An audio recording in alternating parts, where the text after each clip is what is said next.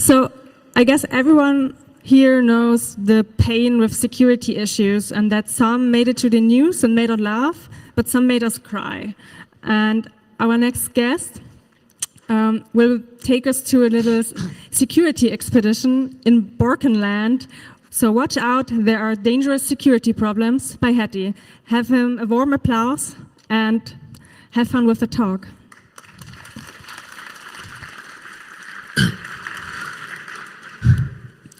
Welcome, everybody.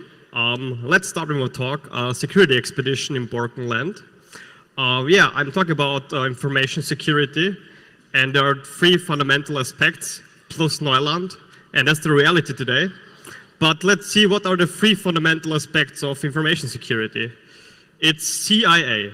So you first think about these guys here, but it's totally wrong because these are the three fundamental aspects. It's C for confidentiality, it's I for integrity, and A for availability. That are the three fundamental aspects. But I will show you now that all these three aspects gonna have problems in today's information security, and all of them get like somehow broken. I will combine it with a security 101 for everybody, for people who are not really into IT security.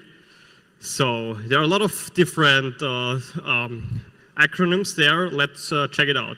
So first, there is CV. CV stands for Common Vulnerabilities and Exposures.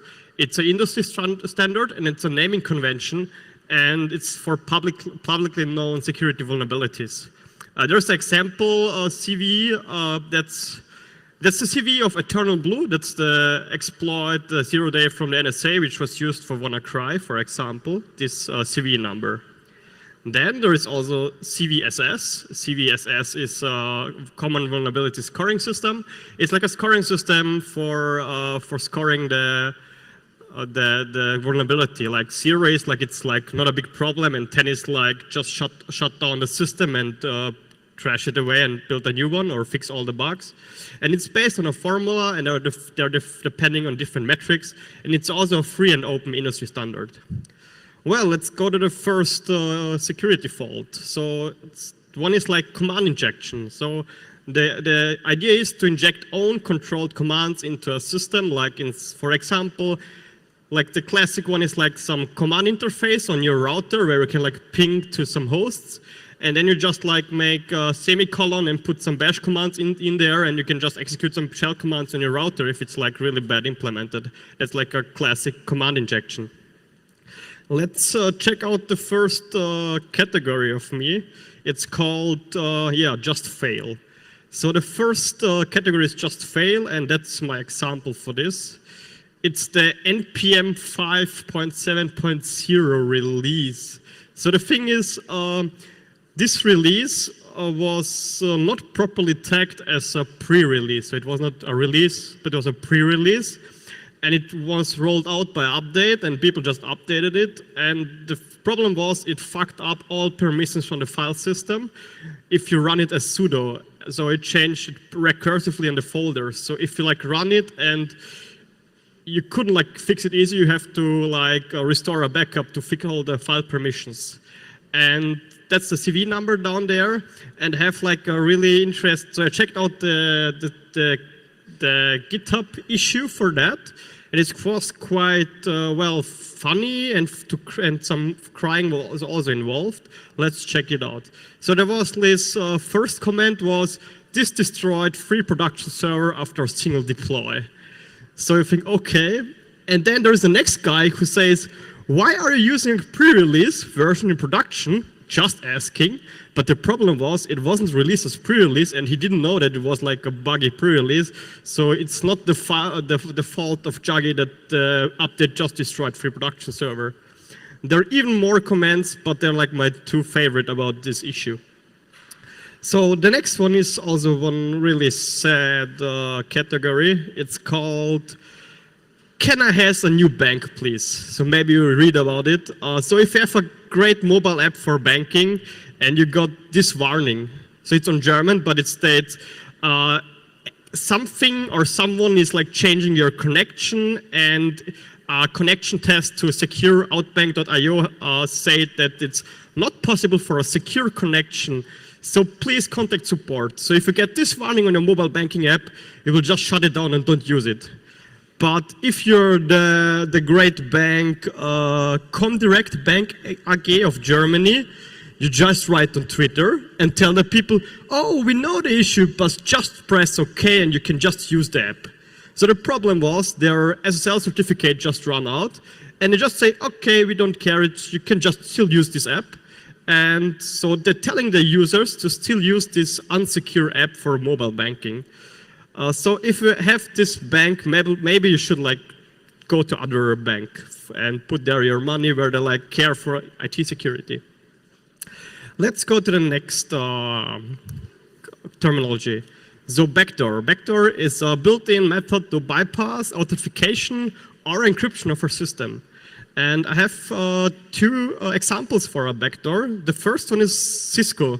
So Cisco is a big network equipment vendor, and he's has a long backdoor history. But there is a positive thing. They are doing internal auditing, and they found quite a lot of backdoors during their internal auditing. So that's a positive thing, but still there is a problem. There are backdoors in their products. And they're very creative about finding synonyms for the backdoors. I have 3 examples for you. So the first one is undocumented user account with privilege level 15. That's when, okay, it's quite creative.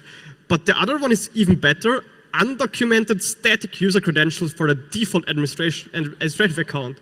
It's even a better name, but my favorite is the undocumented test interface. There's just some port on the router and just connect there and you get root access. Really nice backdoor. But they have even more of them. But they're 3 examples for the creative synonyms for backdoor. So the next one, backdoor, is really cool. So Tenda AC15 backdoor. So it's a Chinese internet Wi-Fi router. And they're easy root access in 3 steps on this device. So the first one is you make a request to /go/from/telnet on the router, and it starts the telnet on the router. The next step is you choose freely from 3 existing default accounts on a device that are root accounts. You have a user, admin, and a 3rd account. And then you just need to guess the password, and then you have root access on the account. Are there some guesses for the password? Well, it is not test, but it's close. It has as much letters as test.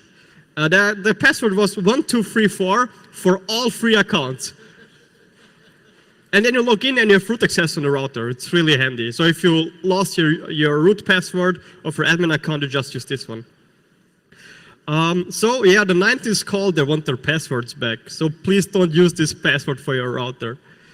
And update your router if you get firmware upgrades. It's also a problem that often devices don't get updates. So the next one, out bypass, is authentication bypass. You can log in somewhere without a username or without a password or without both. So that's the idea behind authentication bypass. Well, let's go to Fight Club. Do you know from which year Fight Club was? When was Fight Club released? Some ideas which year it was released?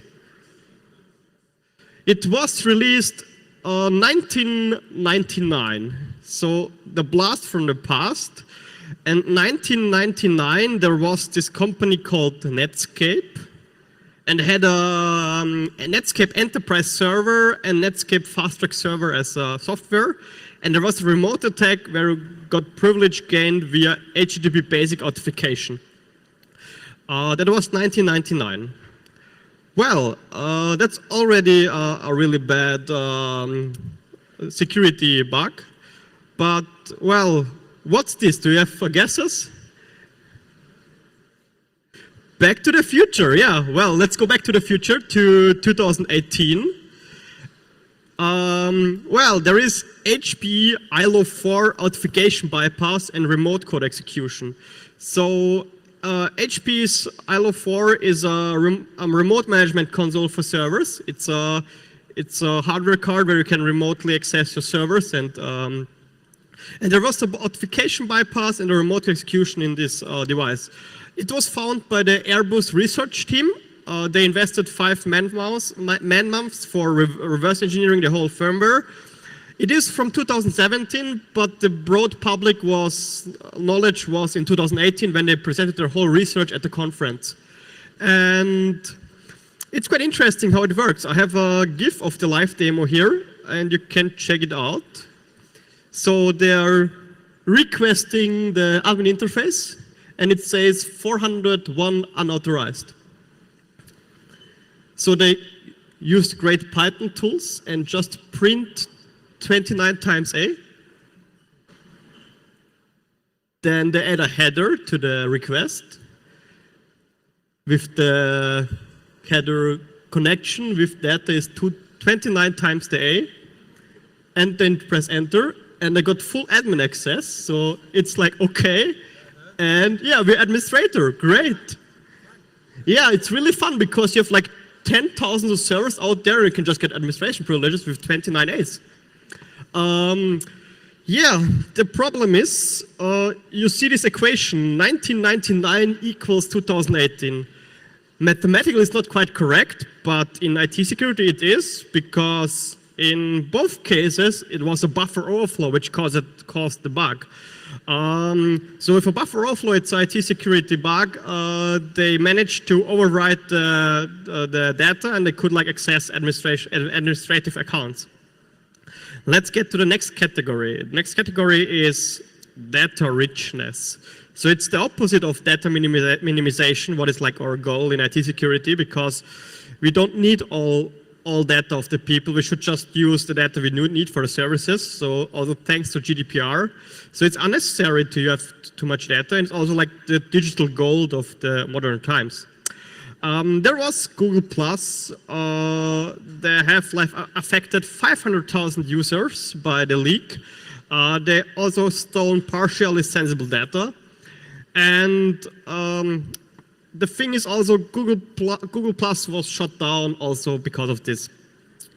But, well, it's only 500,000 users. It's like not a lot. Well, let's check out our friends of Facebook. So they have like approximately 30 million users affected, like 60 times as much users as this Google Plus leak was affected. But they still didn't shut down. I don't know why, but sad. Maybe next time. But you see, there's a lot of data leaks happening in 2018, and a lot of user data was affected. Well, let's check out the next category. It's called DOS, denial of service. So the idea behind DOS is make a system unavailable temporarily or permanently. So who of you have a friend who have a friend who have a friend that has an IP camera? No one? No one has friends with IP cameras? Oh, one person, at least one person. So this one friend has an IP camera, maybe has this IP camera, and if he has this NetWave IP camera, you can make an easy denial of service. So you just send a post request to this camera with a huge body size to the /URL, and the camera just crashes. So it's really handy. You just send a post request and it just crashes. There is a proof of concept on GitHub about this. So if you have it at home, you can try it yourself, or you can throw it away because I don't think it gets updated. And yeah, it's also classic IoT embedded hardware, which like is bad implemented and it just crashes when you send a huge body size. Then our next category is RC. You all heard it at the HPI ILO 4. So RC is remote code execution. So the idea is you can execute on a remote target your own code or programs. And so most of you are probably gamers, and most of you also use this, what is like a well-known gaming platform? Nintendo. Steam? Yeah, Nintendo, but yeah, Steam is a good gaming platform, because Steam had a remote code execution for nearly 10 years. And it was like this year found, when you sent a mail from UDP packet, it was enough to trigger the exploit. There's a really extensive write-up under the web page here. So for 10 years, it was like theoretically possible to exploit the remote code execution in Steam. Like a lot of users would be affected. We don't know if it was exploited, but it was in the client there, the bug. Really impressive is that after the reporting, the Steam team patched it after 8 hours. So after 8 hours, it was already patched by the Steam team. So our next thing is POC, proof of concept. So the idea of proof of concept is that you have like some example, and with that you show that you can exploit the bug. So the classic proof of concept is that you pop a calculator on your system, and that's like the classic thing that you show the people that you exploited the remote code execution or code execution the system, that you can like run calculator the X or Xcalc. So in my first 2 iterations of this talk, I didn't have a live demo, and then all the time people came to me and told me, "Hello, can I have a live demo?" And so I said, "Okay, well, let's prepare something, and yeah, we will have a live demo. And what could possibly go wrong?"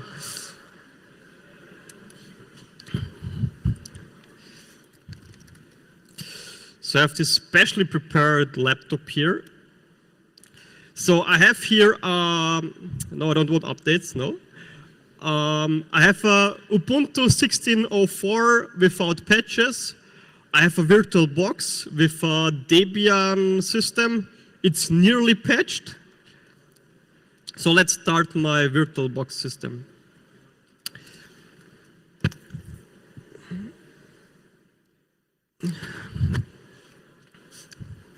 So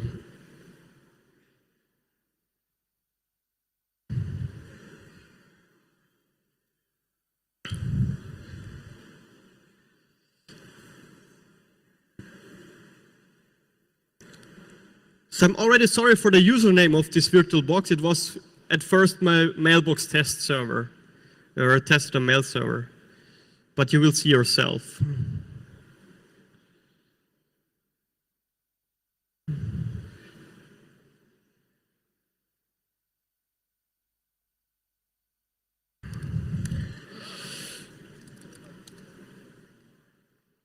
It did a good job as a mail server, but now it has to be exploited.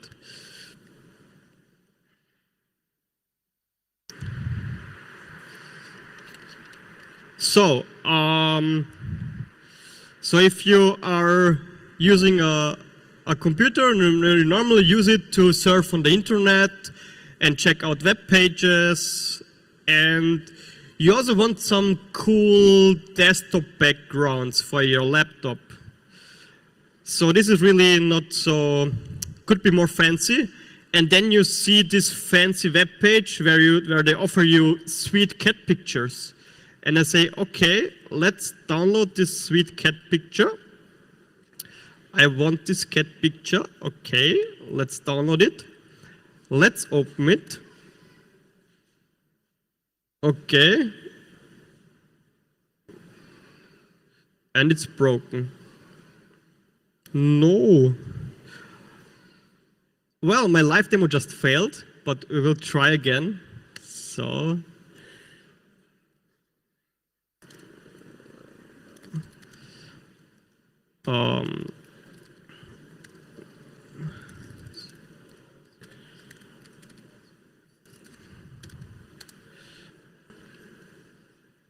So let's just download again.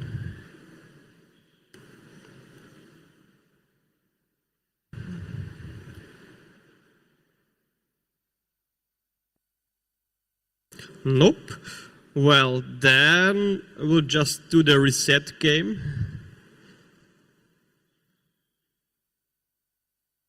That works most of the time.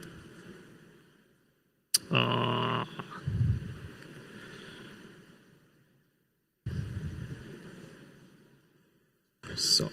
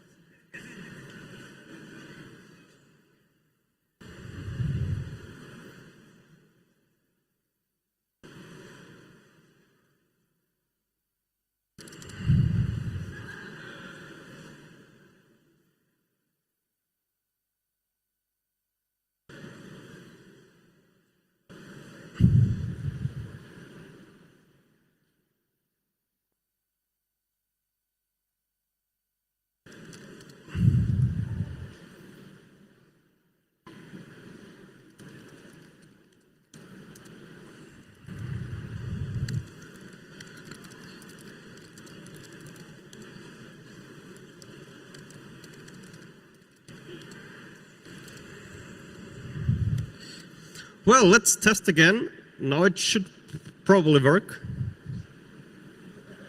So let's go again to our great page where we can download cat pictures.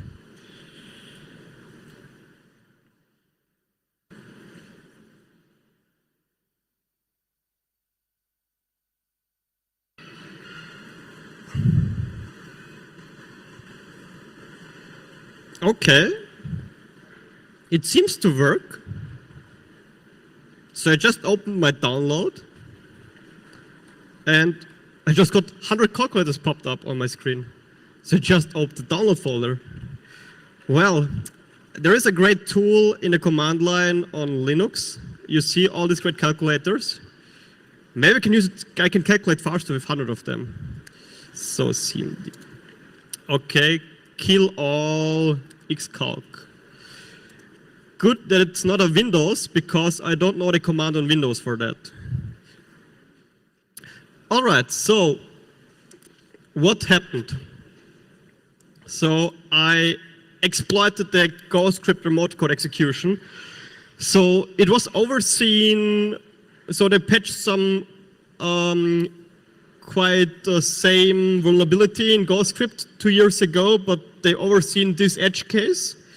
And it is triggered when it's parsing PostScript, and the thumbnail parser of events in the Nautilus file manager parses the thumbnail, and in the thumbnail embedded is the remote code execution script.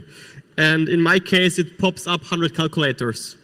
It was found by Tavis Ormadi, this one known Google security researchers, and there are multiple CVs assigned. Well, that's the first live demo, but I have a second one. So everyone knows blockchain is really the new hype in 2018. But I have a better hype for you. It's called exploit chain. So for this, we have to pray for the demo gods that it works. So maybe someone has like a MacBook to like sacrifice or something like this. Let's hope that it works. So we go back to our virtual machine. Oh, I have to delete it. No.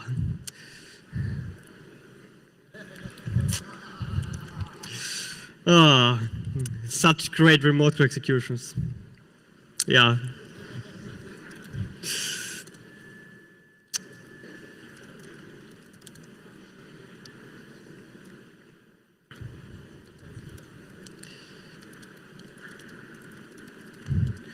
So you said, okay, this cat picture is somehow broken, but this interesting website offers another picture, and it's in 4K resolution. That should be even better. Let's test it out.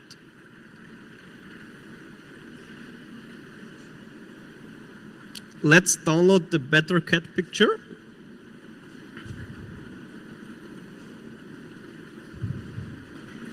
So it's really fast, like in my home country, Austria, where I don't have internet. Yes, 3.5 kilobyte. Come on, internet. Well, I think I have a copy of this on my laptop, because we don't want to wait 10 minutes. It's getting faster.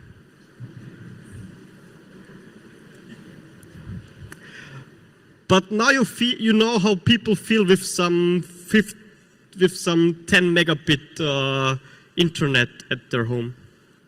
Well, I don't wait for the download. I have a copy on my desktop. So we just say we just downloaded it. Okay.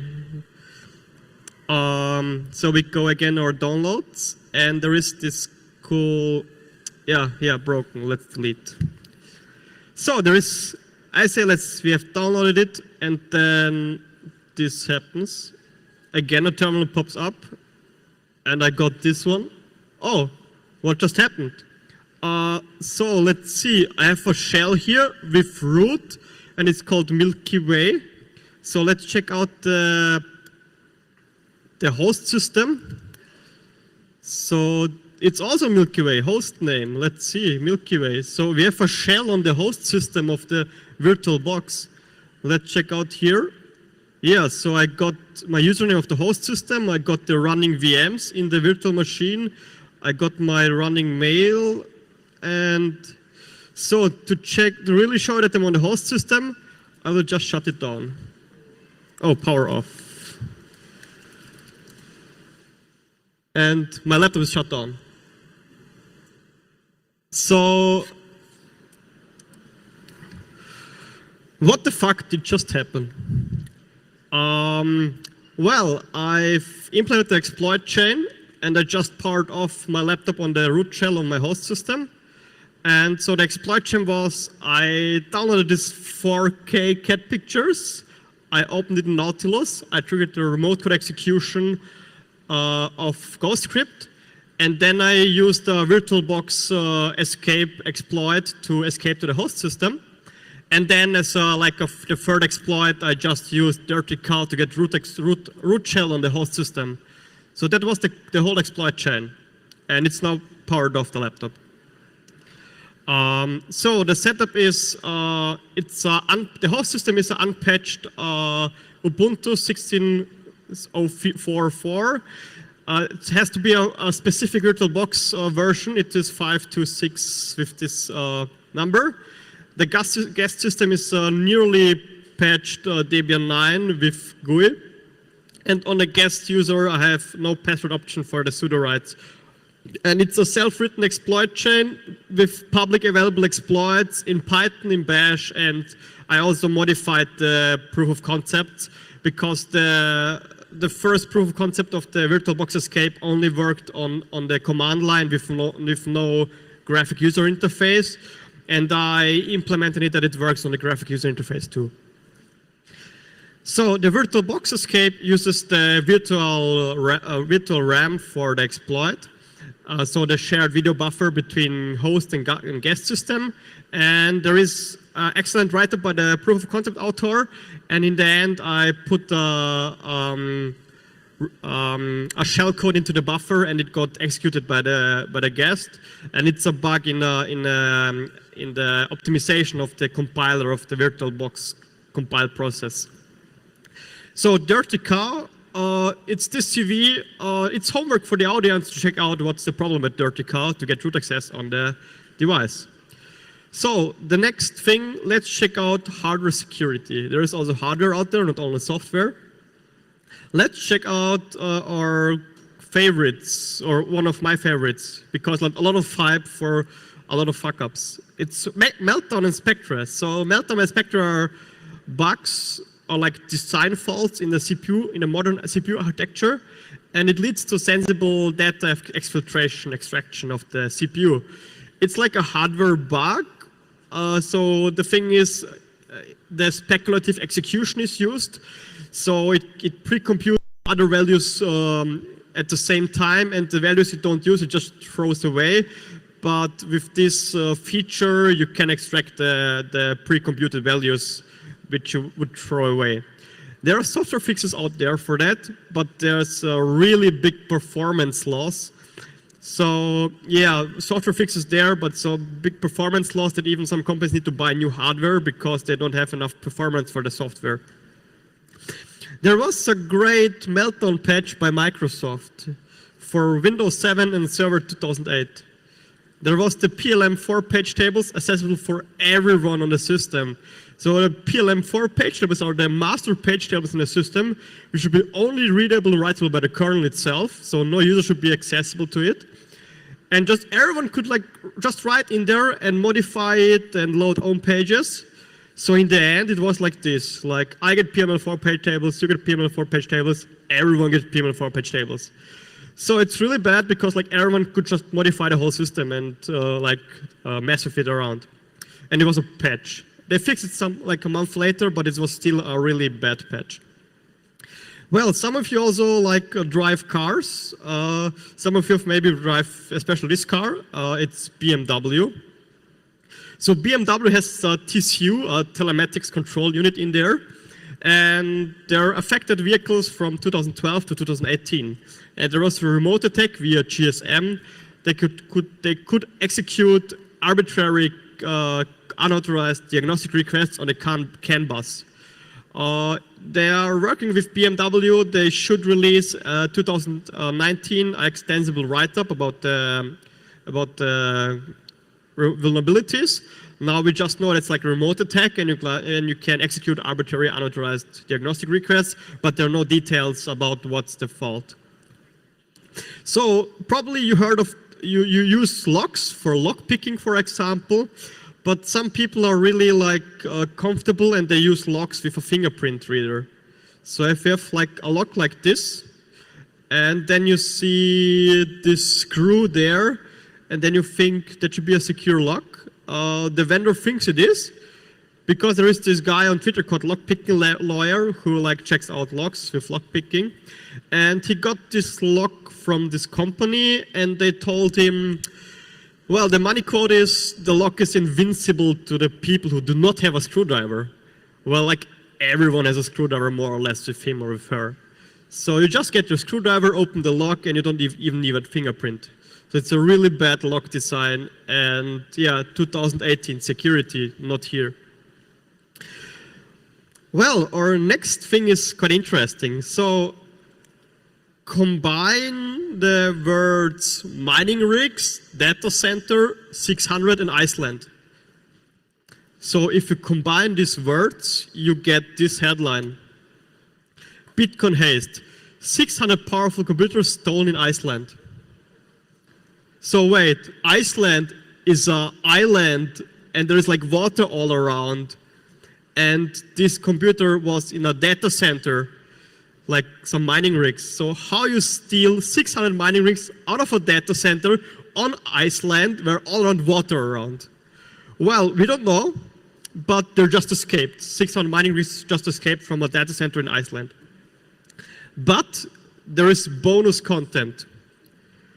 So that's also already ridiculous enough, but it can get more ridiculous because, well, they got like a suspect and they put the suspect into jail, and the suspect managed to flee out of jail, get on a plane, and on the plane was also the Prime Minister of Iceland also. And he flew to Sweden on the plane. That's like the bonus content. So they got the suspect gets out of the jail via a window and then gets on a plane to Sweden. Nice try. So, the next hardware fuck up, it's a combination out of sound and hard disks. So if you combine this, you get death for the hard disks. So there was the Nasdaq. It's a stock operation in the Baltic states, or in Sweden. And there was a gas-based fire suppression system. So if a fire starts, it would like start and kill the fire. And it destroyed the hard disks by releasing the gas at a high speed. And this caused some vibrations and destroyed the hard disks. And like the sad thing is, there was no fire at the data center. They released it by accident. And by accident, they also destroyed the hard disks. And the other problem was, there were not enough hard disks in Sweden for the servers. So I had to get new hard disks out of another country. They were not operational for 5 hours. They should start at 9 in the morning, and they start like at 2 o'clock in the afternoon. And there were affected markets. There were included Sweden, Finland, Denmark, Iceland, and the 3 Baltic states by this accident. So they had to import the machines to make it operational again. And there's also down a link to another video where the guys are in the data center and they have a monitoring on the hard disks, and they shout on the hard disk at the data center, and you see on the monitoring that the I/O just raises in the air. So if you shout at hard disk, you can destroy them if you have bad luck. Well, I'm nearly at the end. Let's my future predictions. I mean, I must say 2018 was really rich of fuck-ups. I don't have everything there. There was like some days ago, there was some SQLite remote execution down there. There was even more stuff there. I can't check out everything. But well, 2018 already made a good year for fuck-ups. But my prediction for 2019 is the following. Oh, it can't get better. It will be just a race. So the yellow guy is IT, and the bombs are IT security. And we'll try not only to run away, we'll also try to fix the stuff. But until now, we are somehow just running away of the bugs and not fixing them. So I hope that will not be the whole reality, but just a part of it. And also one question I also asked myself is, why should I care about all the stuff I just told here? Yeah, and my answer is we should care because security problems affect us all in some way. It affects myself for like software I use that have bugs in there. It affects my grandmother if she used some buggy router for the internet. If it affects my neighbor, if it has some IP security cameras. If it affects everyone because everyone uses hardware and software with bugs in there. And so my motto is, in the end, make the world a safer place, report security vulnerabilities, do research, and because if the world is a safer place, everyone has also a better life. So if you're interested into the all the stuff, I did most of my research on the CV database. So there is, so if you read CVs, it's quite fun and interesting. You get quite interesting CVs out there, like some command injection Minecraft servers. Why not? So there is, for example, cvdetails.com for CV details. There are also other web pages, but there are quite interesting CVs out there, like also getting remote execution by email in Outlook is also interesting. Why not? That was my presentations. Are there questions of the people here? Thank you. Thank you, Hetty, for the talk. We have 2 microphones on the left and on the right, and if there are any questions, please feel free to ask them. So maybe I will start with a question. What was your favorite security issue this year? I mean, this year, like, Meltdown and Spectre was quite hyped, but like one of my favorite was this NPM fuck up, because like people just update the servers and the whole production is like just fucked up and they are not even like their fault. That's like was one of my favorite. And this Comdirect Bank, which just tells the users, just ignore your certificate, it's everything will fine. It's like the worst thing you can do as a bank. Shut up and take my money. So do we have some questions now? Well then. Okay, so let's give Hetty a big applause and thank you for that talk.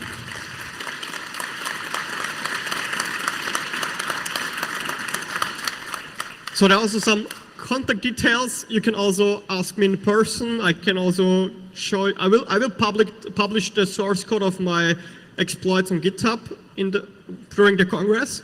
And you can also talk to me and I can show you the exploits again on my machine if you like. Else, enjoy the Congress, stay safe and patch your systems. Thank you very much.